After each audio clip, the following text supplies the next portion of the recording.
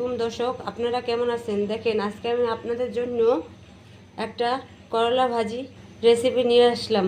করলা ভাজির জন্য আমি এই চিংড়ি মাছটা নিয়ে নিছি। আজকে আমি তোমাদের দেখাবো চিংড়ি মাছ দিয়ে করলা ভাজি। করলা ভাজি চিংড়ি মাছ দিয়ে ভাজি করলে টেস্টটা অনেক বাড়ে, ওর স্বাদও লাগে। সেজন্য আমি আজকে তোমাদের চিংড়ি মাছ দিয়ে করলা ভাজি করে দেখাবো। আমি প্রথমে চুলায় একটা কড়াই বসিয়ে নিব, তারপর অল্প পরিমাণ তেল দিয়ে দেব,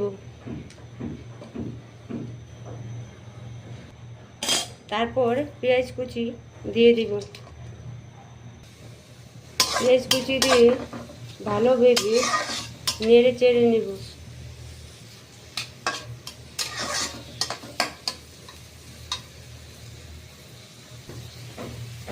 তারপর 3-4টা কাঁচামরিচ দিয়ে দেব।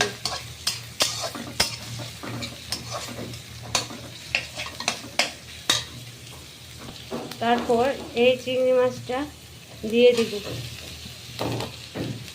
এখন পেঁয়াজের সাথে চিংড়ি মাছটা ভালোভাবে ভেজে নেব। চিংড়ি মাছ ভাজার জন্য অল্প একটু লবণ দিয়ে দিব। এখন এটা আমি ভালোভাবে নেড়ে চেড়ে দেব।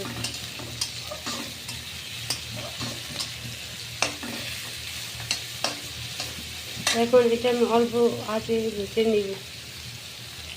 আমি সামান্য পরিমাণ হলুদের গুঁড়া নিব। এখন ভালোভাবে নেড়ে চেড়ে দিব।